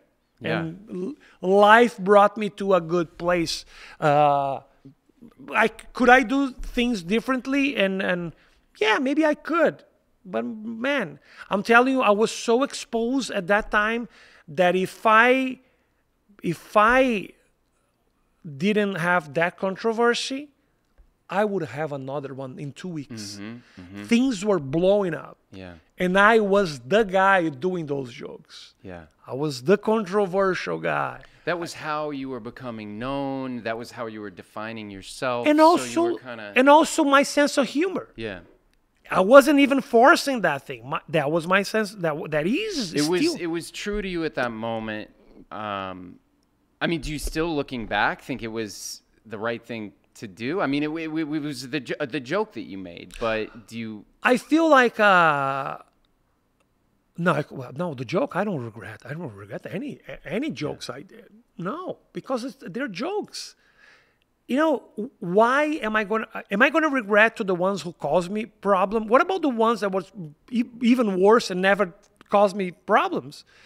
If that thing is a conscious choice I made, if that thing becomes a problem and I start regretting, guess what? I'm going to step in eggshells. Is that an expression? Step on eggshells. Step on eggshells everywhere. Yeah, everywhere I go. And then I'm like, worry. And guess what? At the end of the day, this kills your creativity because you're more worried how people are going to feel.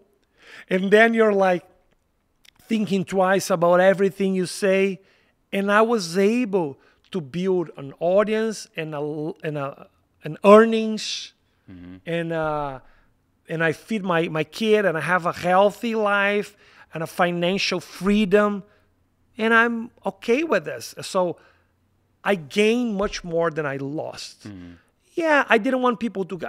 If I could, I would rub the pain out of this person. If this person actually felt the pain, because I don't know if it was more about control than if that was really I think painful. They were probably. I mean, without knowing what any other person can think. I mean, it seems like it's an ego bruising thing for the public. Powerful move. They were trying the cancellation. It was a powerful move because guess what, Brian? I was canceled so bad because Brazil and Latin countries, we are very apologetic. They love a good story of this guy who regrets and that he's rebuilding his life and then I apologize and I feel weak and I show my weakness and people love that thing. Those guys are the ones who are going to win the election. Yeah. Those guys are going to win every reality show. That's the way we do it. I'm not that guy. It's a guy going down and then building himself back up. And guess what? 90% of the times when celebrities do that route, it's all fake. Yeah. It's not truth. Yeah. They're doing this because they know that the audience is gonna embrace, the regretful guy, the guy who is like, oh yeah, I apologize because I grew up, and growing up is a story. And every soap opera has the character who grows up and he did something wrong. So they like this, and I was never that guy. So if I had done that, that would be a lie. So I am happy and that I never played a game that was thrown at me, because I could play. So if I regret, I don't regret not playing the game, because I see so many people around me, like famous people that I know have shitty lives. They see the opportunity. They have shitty lives. They cheat on their wives. They have kids out of their marriages, and they lie, and they steal money, and they step on people's throats so they can get to a place. I'm not that guy. Yeah. I'm not that guy. So I felt like I just have to be true to myself, so then I can sleep. My pillow is gonna be soft if I do the right choice. I get all that, and I think it's worthy of telling the story. Yeah. Because it's a conundrum that people can run into, especially nowadays, and being able to learn and see how somebody struggles with that in a way that's you're true to yourself in this. So I'm happy about that. It was a choice that made me comfortable. I just wanted to be comfortable, and I'm happy. My only question is with it would be, would there have been a way to achieve both? Like, what if you could have said, for comedy in this world, I'm not apologizing for the joke. It was a joke I made. It was my joke, but yes, I apologize for hurting somebody. I didn't mean to hurt somebody, but that's. I did. I said that. You said that. That's not enough, bro. When people, it's not enough. I've never been in. But you said in a public setting, so you gotta apologize in a public setting, and you're not apologizing for the joke, but at the same time you're hurting someone, and all of a sudden you're like in the middle. Yeah. People want you to just be regretful and cry if you can. Cry. This touches on so many things that I feel like we're dealing with today, with cancel culture. And one of the things that when a group wants to pressure make them feel horrible about what they've done, and I don't know if that actually works in the long run. If somebody bends to it, right? We went through because what you need to do truly is inspire them with, do your thing so well, your point of view so strong. Okay. They don't need to you don't need to force them to do it, but if you do it and you do it so well and so strong that. Okay, I agree. You get what I'm trying to say there? I agree, but let me tell you something. You are telling me this in 2024, and now you have so many experiences where you can take examples and you can analyze. And I could do some things differently. I could be more clear in my message. But guess what? I didn't know. Yeah. It was 2011. I was the first canceled, the first cancellation, like so 13 years ago. There was no examples around me. Now you're telling me this because you've seen how reacting. We'd be able to process. You have Trump was elected after saying that he would grab people's vaginas because he just was like, you know what, fuck it, I'm just this guy, and I'm gonna be upfront, and I'm gonna. He tapped into something. People were feeling guilted and shamed in the way that they were thinking and doing things, and that's not the way to make someone better. I understand, but when that happened with me in 2011, there was nobody saying, oh, that's so cool that this guy is standing for what he believes. I was just a fucking asshole. Yeah. Because it was so new. Right. That people are like, oh, this poor woman. Yeah. She was pregnant. This guy's gonna say that he was gonna fuck her baby. That was like senators going to the Congress to fight against pedophilia and abuse, taking my jokes as an example. Yeah. Because it was so literal. And I was like, I wouldn't say that I was lost, because I was comfortable with the choice I made. I'm like, I'm just going to make the choice that is going to make me happy and comfortable. And I did that. I didn't have this clarity that I have right now. I feel like people understand now where I come from. But also, I know that I would gain much more if I had done the simple and normal route of like apologizing, maybe, I regret and I just grew up. I know that, but I'm happy with what I did. Yeah. But I'm telling you, it was so big that I still suffer in my country a lot with this. I became known by this guy. Yeah. I'm known in Brazil by a controversial guy that is going to say what he thinks and stuff. And I never wanted to be that guy. I just want to make people laugh. Right. So if you watch my show, I have so many people following me from all over the world. They don't have that reading of me. And I'm still the same guy. But I have to stand for what I believed. Yeah. So I became the controversial, the psychopath who couldn't care less about other people's feelings. That's not what I am, Of course I care about other people's feelings. I just have to stand for what I believe. And but that wasn't enough. And maybe I wasn't a good communicator too. Now I have more clarity, Another thing that I feel like compassion is a huge thing that people can start, just like gratitude, because it's not that you can't go through these things with people, arguments, as a people, whatever.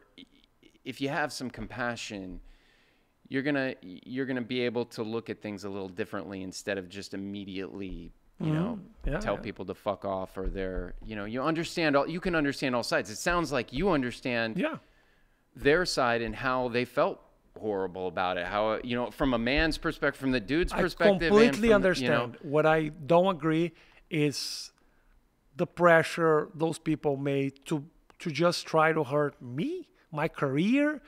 But at the same time, I think about myself. I also hurt them. So it's like, you understand why I'm gonna be in circles. So I have to choose what is gonna make me happy. I know that I actually didn't hurt anyone. I was canceled more than people who actually hurt people. I remember people who had cases of domestic violence, and then 6 months later they were back and doing the things that they do, and I was suffering with the joke I did. So it's like, it's too much. But just because I didn't play the game, I think that was more hurtful for my career than the joke itself. So if I start analyzing and spending too much time on this, I just have to, you gotta go home, open my phone, and write a new joke, and that's what I have to do. Yeah, man. No, well, I appreciate you going into it a little bit with me. My pleasure, brother. I appreciate you, again, being here and doing your show here. I hope you come back. I will. Of course I will. Next year. We'll do new some material. more shows. New material. We'll do 5. We'll do 5. And then I hope you come back on the podcast. Thank you, brother. My pleasure to be here. Yeah, Thanks for man. having me, my friend. Thank you for coming, Rafi. Thank you.